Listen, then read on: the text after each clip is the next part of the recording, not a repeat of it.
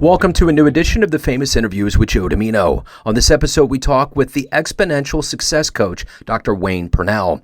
Dr. Wayne is a highly sought-after speaker, Amazon #1 international best-selling author, blogger, and podcast host. He holds a doctorate in clinical psychology and has over 3 decades of experience in helping accomplished leaders do the things they have put off for years without giving up the success that got them there. He is the founder and president of Dynamic Leader Incorporated. He is a member of the Forbes Business Council, a 2-time TEDx speaker, and has been featured in the television series Speak Up, and he's regularly seen on NBC, CBS, ABC, as well as the CW and on radio and podcasts around the world. He is featured in a new documentary called Big Stages, and his work can also be found in Fast Company, Entrepreneur, Forbes, and the New York Times. He's got a great story. Enjoy this interview. Thanks for taking a minute out. I appreciate it. Of course. Before we get into your life as a coach, I want to know, we have been through quite a thing here on planet Earth for the last 3 years with COVID.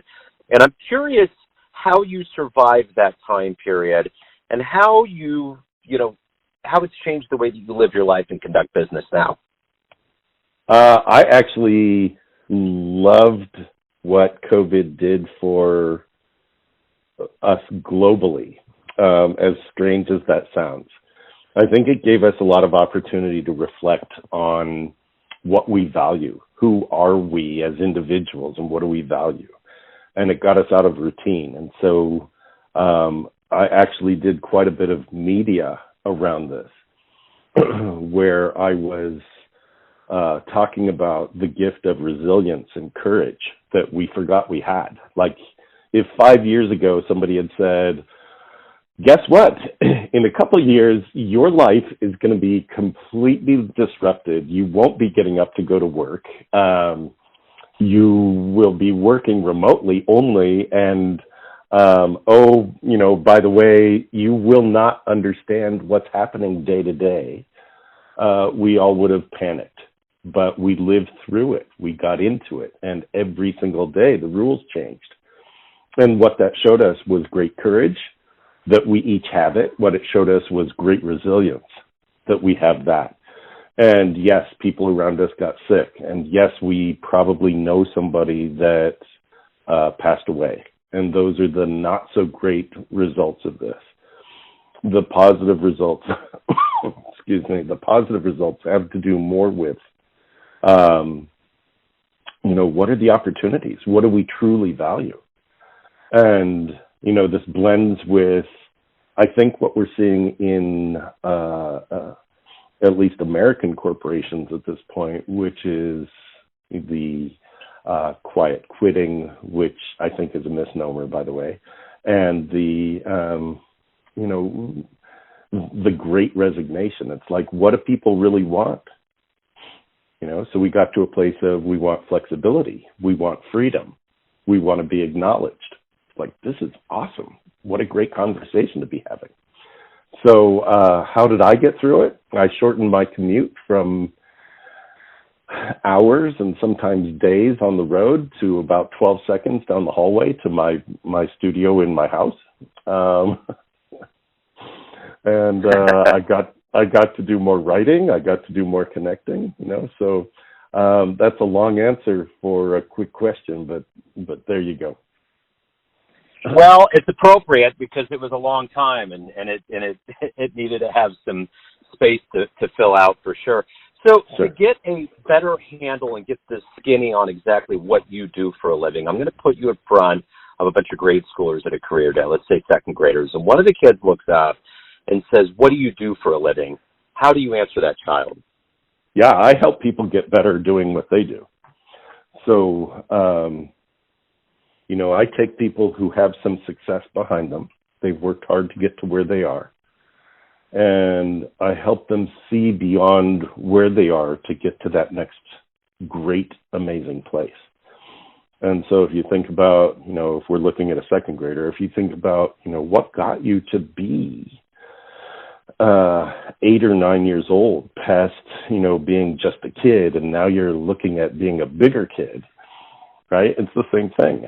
What that I do with adults, what takes you from being a pretty good bigger kid to being a really good bigger kid. Like, what do you really want in the world? We got on a path of doing what we're supposed to do, and we forgot what we wanted to do. Well, what if you could do both? And that's what I help people reawaken to and actually pursue. So when you were in the third grade in grade school, what did you want to be when you grew up? It's funny. It was the seventh grade. It was the seventh grade when we had a career explorations fair. And we had people coming through, and we had, surgeons and firemen and school teachers. And then there was a psychologist.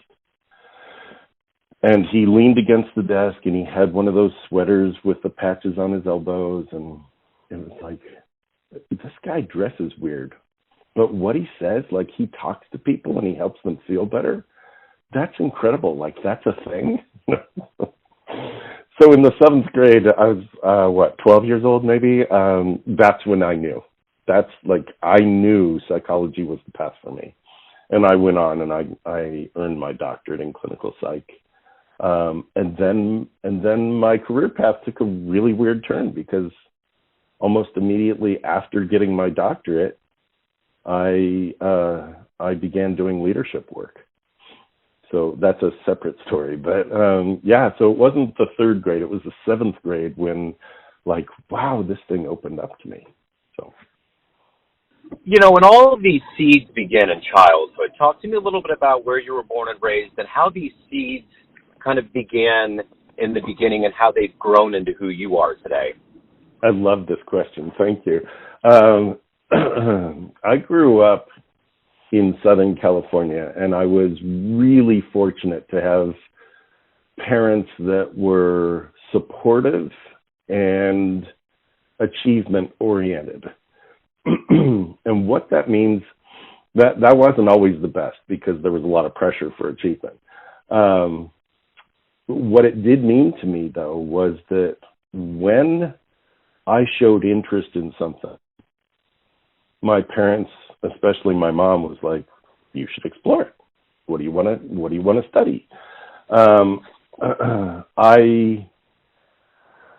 I was exposed to things like martial arts early on. I was exposed to like, I had seen hypnotists on television. I thought that was fascinating. And my mom took me to a bookstore. This was obviously pre-internet, so it's like there was the television and then there was the library and the bookstore. My mom took me to the bookstore and invited me to pick out a book on hypnosis. And I started, when I was 12, I started studying hypnosis, recognizing that what the mind could really conceive, what you could think about and actually believe in, you could actually achieve that. And that's an amazing thing for kind of a pre-adolescent to have. Like, I had enough magical thinking that I was able to integrate that as a true belief. And it wasn't magical at all. It was sort of like what you put your mind to, you can make happen. So my upbringing was one of being mostly supported. My dad was a little more achievement oriented, and his praise was based in what did you do to earn it, kind of thing. And I did a lot to try and please him, which wasn't always easy, but it certainly did create a drive. So I'm curious, in your life, who's been a hero or a role model for you? Well, I've had many. I think my parents were both heroes in their own way. I think we all go through stages of being angry at our parents as well, but ultimately I think they certainly served to pave the way for me and to create a great foundation. Early on, I began reading Wayne Dyer, and his work influenced me significantly.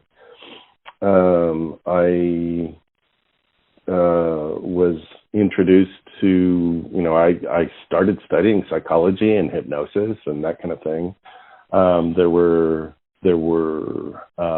early works by Fritz Perls, who's the founder of Gestalt psychology, that I found is sort of an amazing path to look at. I think, who else? There were some teachers that were amazing. There were some teachers that were terrible. I had one teacher say, "Why do you want to go to college? Like, you said you wanted to get a doctorate. You'll never do that." So that was sort of an anti-hero, and I basically proved him wrong. But there were, wow, who were my heroes? Bruce Lee was a hero. Yeah.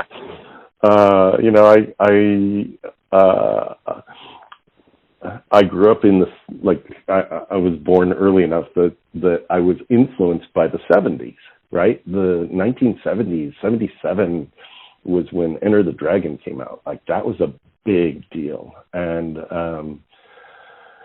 the whole philosophy around life, and the martial arts kind of philosophies. That wasn't about, beating people. It was about, you study martial arts so that you never have to use it. So those kinds of things came bubbling through in my formative years. So if you can meet anybody alive on the planet right now and spend some time with them, who would it be? If I could meet anybody alive on the planet, I think it would probably be Richard Branson. He was so forward-thinking, and he was so bold, and he was, and continues to be, at least his public persona, is so kind. And I think that would be somebody I'd love to meet. If you had a dream tonight, you run into a 20-year-old version of yourself, and you could give that version of you a piece of advice based on the wisdom you've gained, the roads you've been down, the things you've overcome, what would you tell your young version? Be bold. Without hesitation. Like, that's what comes to mind when you ask that question. Be bold. Like, what people think of you. Stop seeking approval. Do that stuff. Just take those steps, and you don't need anybody else to tell you it's okay before you do it. Just go. Be bold.